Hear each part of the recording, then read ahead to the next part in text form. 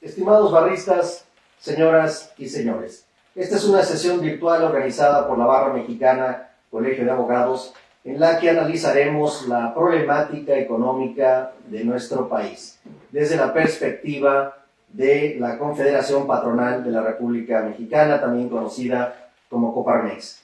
Y para ello tenemos un invitado de honor. Nos acompaña el licenciado Gustavo de Hoyos Walter, presidente nacional de Coparmex. Estimado Gustavo, muchas gracias por tu presencia. Víctor, gracias y un saludo a todos los amigos barristas.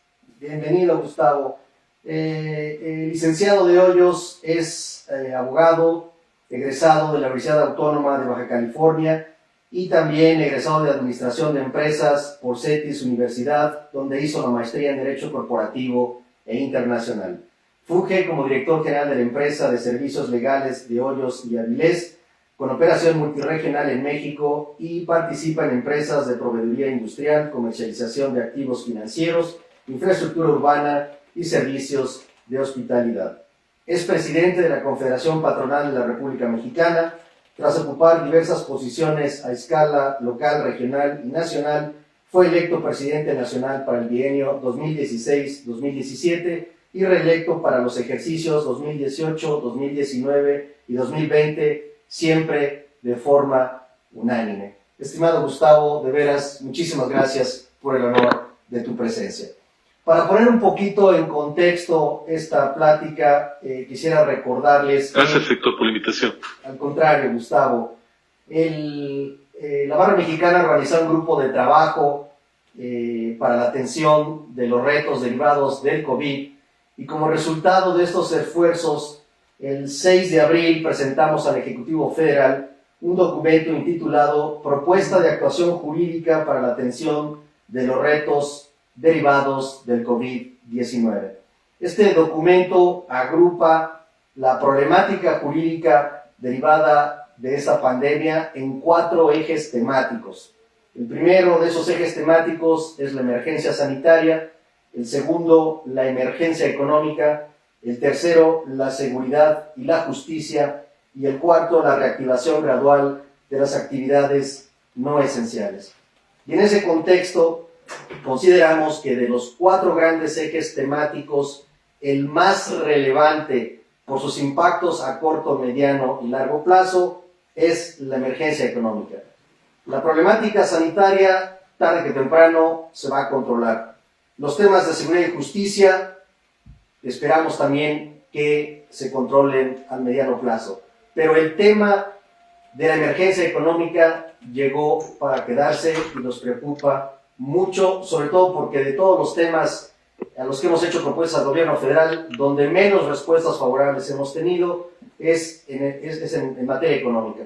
Y por ello, la importancia de esta sesión al platicar con el licenciado Gustavo de Hoyos para conocer la perspectiva de Coparmex respecto de estos temas económicos. Y entrando en materia, Gustavo, quisiera empezar preguntándote ¿cuál es el panorama en materia de crecimiento económico en la perspectiva de Coparmex? Gracias, presidente. Empiezo comentando que nos toca vivir, sin lugar a dudas, la crisis económica más importante de esta generación o de las últimas 2 generaciones. Creo que solamente es comparable con el efecto que tuvo en el mundo entero, y en ese momento no estamos tan interconectados, la Gran Depresión del siglo pasado, de principios del siglo pasado. Todavía nadie se atreve a cuantificar con precisión, es un pronóstico muy arriesgado, hasta dónde llegaremos, qué tan profunda será la caída, pero ya con los datos que se tienen, con una visión básica, no hay duda de que será demoledor. Hoy en la mañana justamente escuchábamos el Banco de México presentaba algunos de sus primeros pronósticos. Pensaba que estaremos disminuyendo económica cerca del 9%. Y estos no son los del Banco Central necesariamente el pronóstico, digamos, más agresivo. Creo que es un pronóstico equilibrado, pero hay analistas del sector privado que consideran que podrá los 2 dígitos. Dicho de otra manera, la manera como va a afectar esta crisis tiene una gran transversalidad. Afecta, a diferencia de cuando hay un evento meteorológico, un terremoto, a todo el país, no solamente a una región. Afecta a todas las industrias, desde aquellas que están en el sector primario de transformación o en los servicios, y además afecta desde el microempresario, incluyendo el comerciante que está en la economía informal, hasta la empresa media y a la gran empresa multinacional. Es decir, nadie se escapa de esta circunstancia. Incluso aquellos sectores que por su propia naturaleza han tenido que activarse, como las farmacias, los alimentos, tienen daños relevantes, aunque parecería a una primera vista que no es así. De tal manera que uno de los retos que tenemos como país es afrontarlo de la mejor manera. Y por eso es que las propuestas como las que presentó la Barra y otras propuestas que se han presentado por distintos actores sociales, me parece que tendrían que haber sido consideradas con mucha mayor seriedad, con mucha mayor atención por el gobierno federal. Platico brevemente en el caso nuestro como sector privado, prácticamente desde que se tuvo la evidencia de que llegaría esta pandemia, cuando nos dimos cuenta que no sería un tema de China, que no sería un tema de Asia, sino que tarde que temprano llegaría a América y a México, se empezaron a desplegar un conjunto de esfuerzos de grupos de trabajo para presentarle al gobierno federal primero un decálogo de acciones inmediatas, imprescindibles, una programación en aquel momento pre-marzo, abril, mayo, junio, y después algunas acciones secuenciales en los meses subsecuentes. Infortunadamente, y bueno, ha trascendido mucho la opinión pública los detalles de estas circunstancias, hubo una circunstancia de poca apertura del titular del Poder Ejecutivo Federal, y esto nos llevó a que en el mes de abril convocáramos una conferencia nacional para la recuperación económica. En ese momento ya el sector privado mexicano convocó a 260 expertos, prácticamente de todas las ramas del conjunto, incluidos algunos gobernadores con gran liderazgo, legisladores, de prácticamente todas las instituciones públicas y privadas de mayor prestigio del país. Este gran esfuerzo, presidente, surgieron 68 ideas para la recuperación. Estaba diciendo 260 porque fueron 260 participantes, pero atendieron esto en 25 horas de deliberaciones, no de manera continua, sino en 3 días, 135,000 personas. Dicho de otra manera, una gran riqueza de cómo atajar la crisis. Infortunadamente, y lo tengo que decir, simplemente describiendo una realidad, este producto de estas aportaciones del sector privado, más otras como las que planteó distintos colegios profesionales de varias especialidades y muchos sectores sociales, pues han sido en gran medida ignorados. Y entonces ahora tenemos que resentir que aparte del daño inevitable, precisamente por la dimensión de esta crisis, además es la primera vez en la historia de la humanidad que nos autoinfligimos una crisis económica para preservar la salud. Si no hubiéramos decretado el aislamiento, tendríamos muchos muertos y una economía tal vez galopante. Entonces es una crisis sin precedentes, autoinfligida, transversal, sobrediagnosticada ya hoy en día, ya con una experiencia importante de cómo atajarla, y nuestra preocupación es que en México las medidas no están siendo ni las adecuadas, ni mucho menos las oportunas. Y entonces el daño que ya es, digamos, de alguna manera previsible, podría ser, querido presidente, todavía mucho mayor. Muchas gracias, Gustavo. Efectivamente, uno de los principales problemas que nos preocupa es el de los salarios. Es una preocupación no solamente de los trabajadores, sino también de los empresarios. En esa perspectiva, y en la opinión de Coparmex, ¿por qué insistir en que el gobierno federal acepte unirse al salario solidario? Presidente, nosotros en el sector privado y particularmente en la Coparmex hemos entendido que la manifestación primaria de esta crisis económica es en una crisis de empleo, o para decirlo en sentido negativo, en una crisis de desempleo. Se calcula que ya a esta fecha 1.3 millones de mexicanos en la economía formal, no toco aquí la economía informal, han perdido su trabajo y que podríamos llegar a una cantidad mucho mayor. En estas condiciones, la Coparmex planteó con un modelo económico perfectamente desarrollado, y hay que hacerlo con claridad, emulando experiencias que están siendo exitosas en otros países, que la mejor manera de paliar, de prevenir un mayor daño es mantener los trabajos existentes. Crear un nuevo trabajo es muy complicado, mantenerlo también, pero es un poco menos. Y entonces, la mejor manera de distribuir una ayuda oficial para que se mantengan los trabajos es que el gobierno federal haga una aportación sustancial para que no se pierdan los trabajos. A ver, si hoy reconocemos que mantenerse en casa tiene un valor social porque implica prevenir el contagio, tiene una lógica ética, desde luego, pero también económica, que el gobierno federal destine recursos fiscales a que las personas que requieren trabajar para sobrevivir se mantengan en casa. Y entonces el vehículo de distribución de ese apoyo, lo más, digamos, razonable, es hacerlo a través de las empresas. No son recursos para ellas, son recursos para apoyar el empleo. Y en ese sentido, en el modelo que ha planteado la Coparmex, Héctor, lo que hemos señalado es que en los rangos básicos de ingresos de 1 a 3 salarios mínimos, el gobierno federal debería hacer una aportación del 50% de la remuneración, de manera transitoria en tanto dura la contingencia, y el patrón, a ver cómo las arreglamos, al menos el 50% restante. Y luego hay un esquema escalonado, progresivo, para que en niveles mayores de remuneración el gobierno aporte un poco menos en términos porcentuales, el patrón un poco más, y en los niveles más altos de remuneración, la economía formal, arriba ya de los 10 salarios mínimos, el trabajador también aporte lo suyo, es decir, acepte una disminución de su remuneración. ¿Qué es lo que estamos buscando? Que los empleos, los de más baja remuneración, los de media remuneración y los de alta remuneración se mantengan. Esa es la mejor apuesta económica que puede hacer un país. Infortunadamente, no ha habido hasta el día de hoy, digamos, una respuesta de parte del gobierno federal a esta iniciativa. Después de la propuesta de la Coparmex de Desarrollo Solidario, han salido otras propuestas de grupos sociales, de legisladores, algunos hablan del ingreso mínimo vital, otros salarios de emergencia.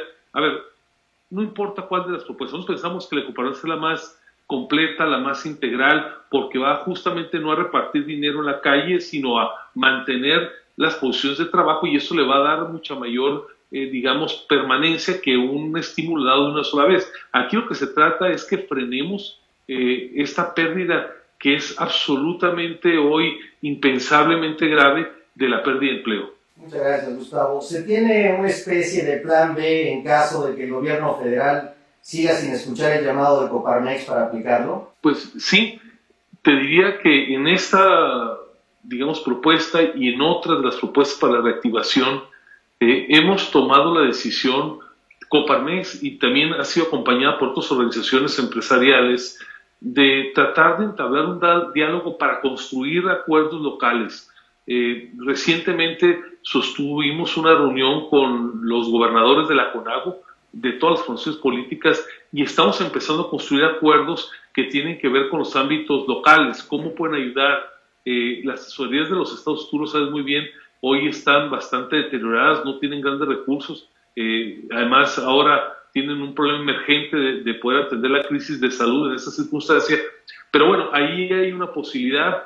Otra posibilidad también es tener mayor capacidad de obtener en el ámbito legislativo algunas modificaciones que puedan ayudar a esta situación. Tuvimos ya reuniones con la CONAR, con la Junta de Coordinación Política, tanto en la Cámara de Senadores como en la Cámara de Diputados, y también estamos recurriendo al ámbito internacional. Ya hace unos días trascendió, por ejemplo, que unas organizaciones del sector privado, me refiero al Consejo Mexicano de Negocios, logró negociar con el BidInvest, el brazo privado o que apoya al sector privado del Banco Interamericano de Desarrollo, un programa muy interesante de $12,000 millones que está en proceso de aterrizar. Entonces, ¿qué tendremos que hacer? Pues no es la mejor de las recetas, tal vez. Lo ideal sería tener al gobierno federal por delante, liderando, acompañando, articulando este gran esfuerzo, pero si no encontramos obviamente respuesta en ese balcón, pues habrá que tendremos que ir a otros para lograr que no esta crisis no tenga un efecto todavía mayor del que por sí mismo estamos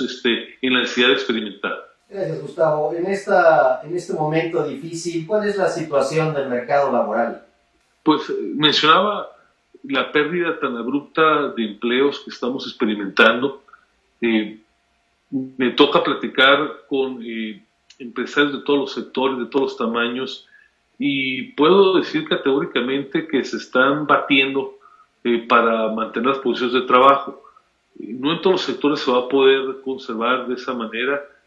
Muchas empresas fueron solidarias en el primer mes, pagando los salarios completos aunque no tuvieran ingresos, pero evidentemente esta situación se está complicando cada vez más, y lo que vemos hacia adelante, el futuro que visoramos, si no hay un golpe de timón, es que de estos poco más de 20.6 millones de empleos formales, podríamos terminar este proceso de la pandemia rozando los 19 millones. Es decir, vamos a tener a mucha gente, presidente, en las calles buscando reemplearse porque perdió su trabajo, no obstante ser un buen trabajador, calificado, honesto, y que infortunadamente, si no hacemos algo de fondo, podrían no encontrar una oportunidad en los próximos meses o incluso por años. Muchas gracias, Gustavo. ¿Cuál es la propuesta del sector empresarial para que las empresas se mantengan abiertas y no se pierdan esos empleos? Necesitamos que los gobiernos entiendan la importancia de que permanezcan las empresas para que se pueda reactivar la economía. Hemos planteado distintas propuestas, algunas tienen que ver, como ya apuntábamos hace un momento, con el salario solidario. También se ha estado planteando la posibilidad de que algunas contribuciones puedan ser diferidas. No estamos pidiendo que haya exenciones, simplemente para ayudar a que la crisis de liquidez de corto plazo no se vuelva en una crisis de solvencia que lleve a las empresas de manera irremediable a cerrar. Y también nos parece que en esa circunstancia el gobierno federal tendría que implementar con el brazo fiscal, que para eso existe, en estas circunstancias algunas medidas realmente de adrenalina.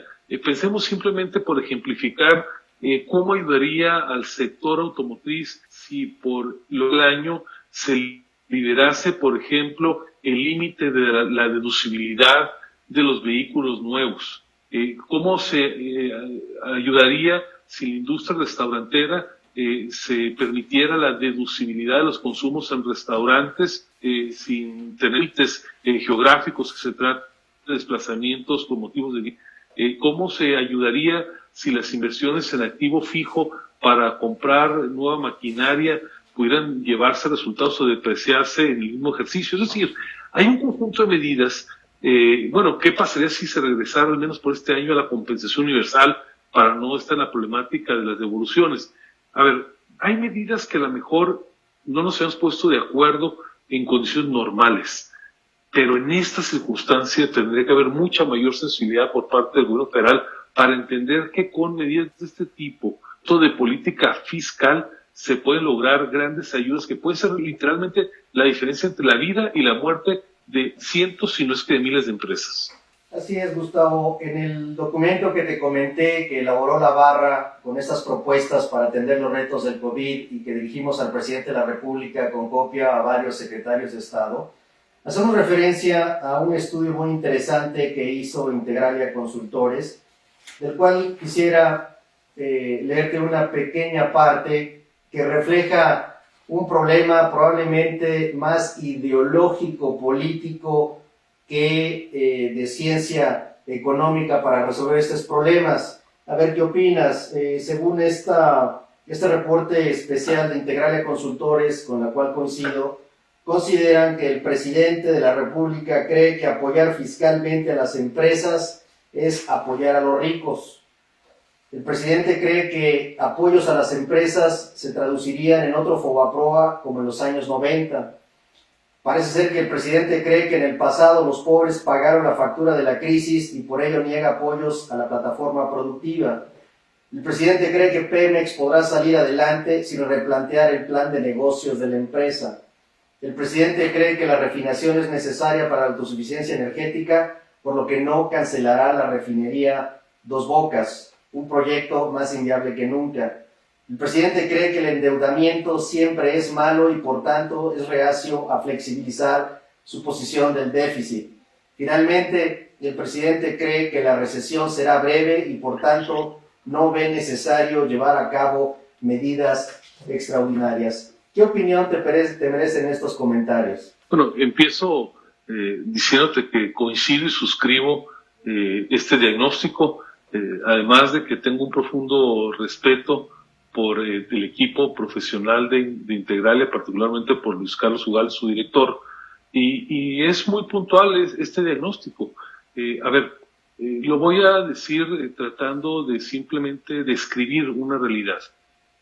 Tenemos hoy en el Ejecutivo Federal un presidente que se dice de izquierda, progresista, y que, sin embargo, en muchas de las medidas que está adoptando de cara a esta crisis, y de hecho antes de esta crisis, pues se escribe mucho más en otras corrientes políticas de las que él fustiga ideológicamente. Los gobiernos progresistas entienden en el mundo entero que en condiciones de responsabilidad se puede posponer una meta de superávit primario a cambio de atender una circunstancia de gravedad económica. La construcción del superávit primario es una construcción de los últimos años del modelo que el presidente tanto fustiga, del modelo que él llama neoliberal. Y nosotros en el sector privado por años hemos apoyado que exista este superávit primario. Pero cuando las circunstancias cambian de manera tan dramática, hay que rebalancear las prioridades. Si yo tengo el infortunio de que me roben mi automóvil o haya un saqueo en mi casa habitación de todos los electrodomésticos, o si hay un evento médico relevante en la familia, aunque sea enemigo de endeudarme y aunque sea enemigo de usar las tarjetas de crédito, en esas condiciones lo debo de hacer, porque hay un bien superior que es el bienestar familiar en este caso. Lo mismo ocurre con el país. A todos nos llama la atención, defendemos, la teoría clásica del superávit primario, pero ante una envergadura de este tamaño, cuando se están perdiendo 1.3 millones de empleos, cuando vamos a tener un decrecimiento probablemente de 2 dígitos en la economía, hay prioridades de mucha mayor relevancia. Y entonces es bastante razonable que un país como México, que tiene todavía en lo macroeconómico de dónde, pueda de manera responsable contratar lo público, no para regalarlo en la calle, sino para invertirlo de manera estratégica, ayudar a que se active la economía. Uno es el proyecto como el que hemos hablado, Desarrollo Solidario. Dos, nosotros le decíamos al presidente, detonemos con ese endeudamiento un gran proyecto estratégico por Estado.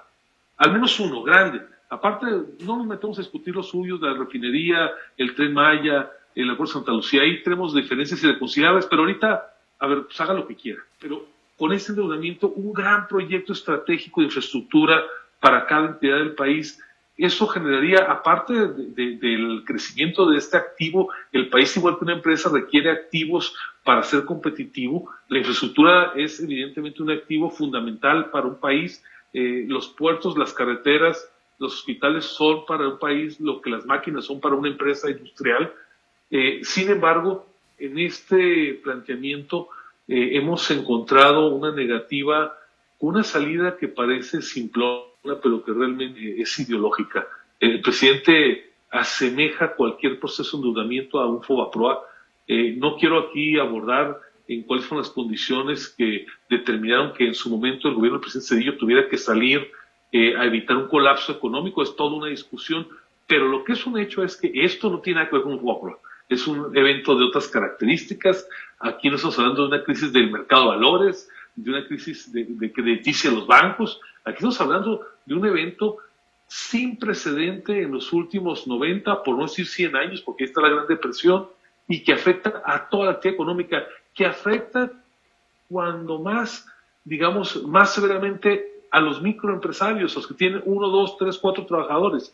Entonces, hacer asimilarlo con este evento que le resulta a él tan problemático para, digerir, me parece que es un despropósito. Y entonces, pues vemos que con estos prejuicios ideológicos, Héctor, no se toman medidas que, si tú volteas a ver el mundo, si volteas a ver los países grandes, los medianos y los chicos, los que se autodenominan de derecha y de centro izquierda sus gobiernos, en este momento prácticamente todos están tomando medidas similares porque reconocen que el evento no tiene precedentes y que por arriba de estos, digamos, desafíos ideológicos que tienen su momento y su justificación. Hoy se trata de mantener viva a la actividad económica. Muchas gracias, Gustavo. Coincido totalmente contigo y particularmente en que si el gobierno federal no corrige el rumbo en lo económico, pues vamos a tener un desenlace sumamente negativo en términos económicos, pero particularmente para los que menos tienen. Tenemos una gran deuda social con todos ellos y no me parece correcto que un gobierno no ponga las bases mínimas para procurar una buena economía para todos. El asistencialismo ciertamente alivia un dolor social, pero no resuelve de fondo el problema económico y por lo tanto es sumamente insuficiente en términos económicos. Ojalá que cambien este rumbo. Hasta ahorita la respuesta que la barra mexicana ha tenido por parte del gobierno federal en cuanto a propuestas económicas ha sido como discutir con una pared. No hemos tenido respuestas, no hemos visto señales en la legislación en este sentido. Por el contrario, estamos viendo más bien acciones contrarias a lo que estamos proponiendo. Pero quisiera conocer cuál es tu opinión sobre el llamado Acuerdo de Unidad y Solidaridad propuesto por el presidente interino de Morena en fechas recientes. Bueno, empiezo diciendo que este planteamiento, este acuerdo, pues fue ya incluso desautorizado por algunos de los actores, digamos, primordiales de ese instituto político. Pareció en un momento que era como una especie de respuesta del gobierno federal puesta en Morena al llamado que hemos hecho desde el sector privado con muchos otros actores para un gran acuerdo nacional. Yo creo que el país sí requiere un acuerdo nacional, pero un acuerdo que una, no que desuna. Si queremos plantear elementos donde no hay consenso social, muy difícil que se pueda lograr. El reto de un acuerdo nacional es ponernos de acuerdo en lo esencial, plantearlo como un objetivo de país, donde esas metas estén inamovibles desde el punto de vista de que son como faros a los que hay que estar siguiendo, y entonces ya podemos discutir si se navega por la izquierda o por la derecha, pero tener un propósito común. Todos vamos en la misma dirección y esos son los objetivos que queremos alcanzar.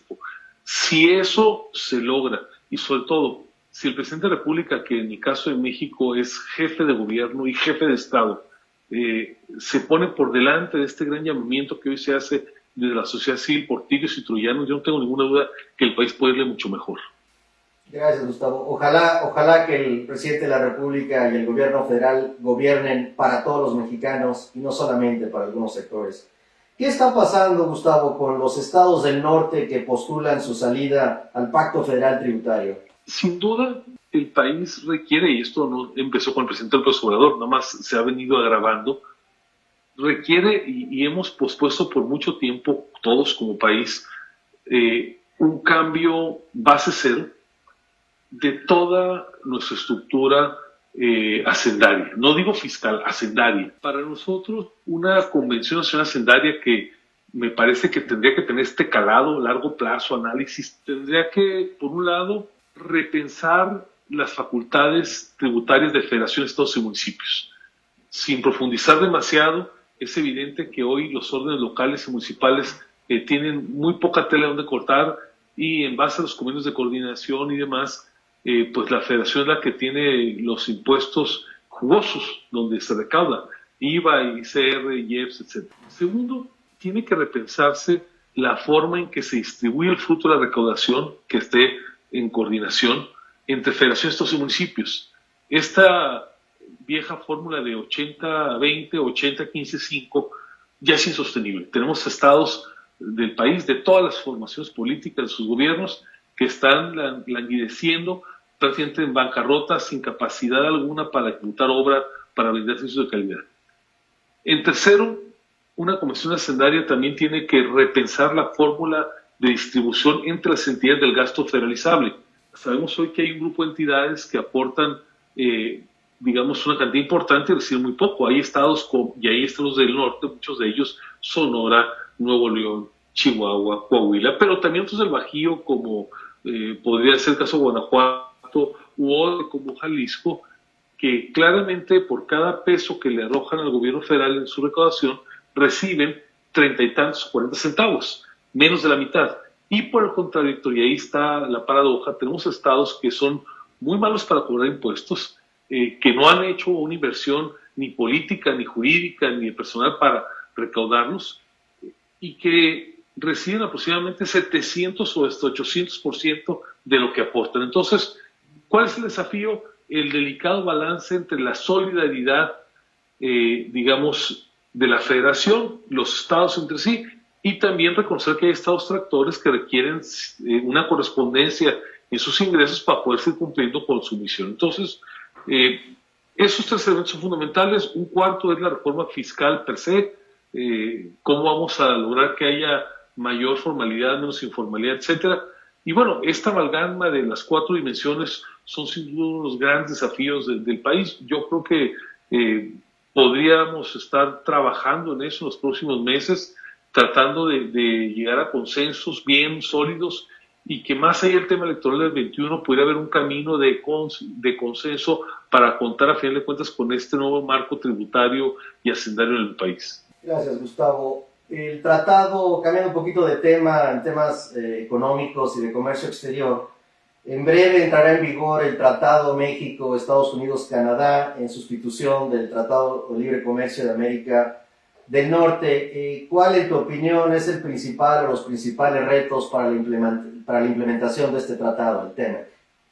Bueno, tiene acción legislativa, hay varias legislaciones que tienen que modificarse, pero tal vez si yo mencionara una, la más grave, es el ámbito laboral. Como ustedes saben, en el protocolo modificatorio que se firmó ya en el periodo del presidente López Obrador, se aceptaron una serie de cargas para el Estado mexicano, de cómo tienen que conducir la evolución de sus relaciones laborales. Nosotros, ocupamos en ese momento, no estuvimos de acuerdo con este protocolo adicional, cómo se negoció, pero hoy es derecho positivo. Entonces, tenemos que ver cómo evolucionamos para que el país pueda hacer todo este conjunto de cambios y que la justicia laboral y las relaciones de trabajo se lleven a cabo de una manera que sea acorde a lo que está previsto hoy en el TEMEC. Muchas gracias, Gustavo. ¿Qué opinas del proyecto de norma mexicana para organizaciones electorales en todos los temas, en todos los niveles de gobierno? Bueno, déjame compartirte, Héctor, que una primera reacción cuando recién vimos la posición del INE fue de sorpresa, de rechazo. En la medida que pasaron un poco las horas y hubo oportunidad de con calles, yo estoy un poco más tranquilo. Y lo digo así porque, como bien saben los abogados, sobre todo los expertos en el tema, la acción de normalización del gobierno va en dos dimensiones: las normas oficiales mexicanas que promueve el propio gobierno y las normas mexicanas que promueven entidades particulares que están registradas y que participan en el proceso de normalización y de certificación. Ahora ya se sabe que lo que se está foreando, porque hay un periodo de 60 días a partir del 22 de mayo, es una norma mexicana, no una norma oficial. Dicho de otra manera, es una propuesta de particulares y que no tendría, digamos, carácter obligatorio. Algún órgano electoral de algún estado, algún municipio podría tomarla en cuenta, otro podría simplemente ignorarla. Causó obviamente malestar la forma repentina, porque se ve en el contexto que vivimos como un intento de cooptación, etc. Lo que sí yo creo que tenemos que reflexionar en que, uno, hay que mantener más allá de esta iniciativa la fortaleza institucional del INE. En segundo lugar, que esta sorpresa, más los desencuentros que hubo con motivo de todas las normas en materia de etiquetado, lo que nos deben de arrojar como conclusión es que la norma, es decir, la ley federal de metrología y normalización tiene que ser revisada. Hay cosas que ya son anacrónicas, que tienen que perfeccionarse, y yo creo que en eso puede haber un buen acuerdo entre todos los actores sociales y el mundo jurídico. Esta legislación que tuvo su momento, su circunstancia, fue precursora. Hoy me parece que tiene que hacerse un planteamiento prácticamente de abrogación de la actual y aprobación de una legislación nueva. Muchas gracias, Gustavo. De hecho, dentro de ese proyecto de normas NMX hay una también relativa a servicios jurídicos que despertó mucho interés en la abogacía, y por supuesto sería no obligatoria. Sin embargo, la abogacía mexicana y particularmente la barra mexicana estaremos muy encima de este proyecto porque podría desbordarse y contener elementos de ilegalidad o inconstitucionalidad. Estaremos muy atentos, pido a todos los abogados, verifiquemos y estamos atentos de ese proyecto de norma que, aunque sería NMX no obligatoria, podría dar lugar a otro tipo de normas oficiales y estaremos muy atentos al desarrollo de esta norma. Y si me permites aquí un comentario, señor presidente, creo que a propósito de estas dos reflexiones, la parte que tiene que ver con el ejercicio de la abogacía, los servicios legales, la parte electoral que estamos refiriendo, creo que es momento de hacer una reflexión profunda y tal vez requiramos una nueva legislación en materia de normalización. Se ha discutido mucho, y tú lo sabes muy bien a nivel teórico, hasta dónde esta actividad que es formalmente administrativa, pero que materialmente activa, debe de tener el nivel de extensión que hoy tiene. Y yo creo que es una reflexión que hoy más que nunca cobra validez. Ahora que está costando tanto trabajo los consensos, creo que valdría la pena revisar dónde está el equilibrio y hasta dónde este mecanismo, que teóricamente es de excepción para asuntos de alta complejidad técnica, la composición molecular de un producto químico o así, ¿qué tanto es válido que se empiecen a normar temas por este mecanismo que parecería que tendrían que ser más bien normados por legislación ordinaria o secundaria, la que fuera, pero no por este proceso, digamos, materialmente legislativo, o que se haga por otros conductos y que hoy, pues, prácticamente está desbordada cualquier ámbito de la vida pública? A mí me parece, por ejemplo, esta norma mexicana que se pretende implementar en materia de organizaciones electorales. Pues tenemos un sistema electoral que tiene una legislación súper vasta, casi barroca, en cómo se tiene que llevar a cabo las elecciones, paso a paso, la tinta, casi en qué ángulo te la tienen que colocar en el dedo al votar, y adicionarle a toda esta legislación barroca todavía normas, pues parece asfixiante, ¿no? Entonces, dejo la reflexión ahí. Yo creo que es una de las asignaturas, ya viéndolo en forma más amplia, en los cuales la profesión tendría una gran oportunidad de reflexión profunda y sobre eso pues empezar a actuar, ¿verdad? Estupendo, te agradezco y gracias por la sugerencia. Organizaremos actividades al respecto en la Barra Mexicana y con gusto te invitaremos a Coparmex. Ahí estaremos, muchas gracias. Muchas gracias. ¿Qué opinas del desenlace del acuerdo de la Secretaría de Energía para que impuso al SENACE para controlar la oferta de energía eléctrica y desplazar a las generadoras verdes?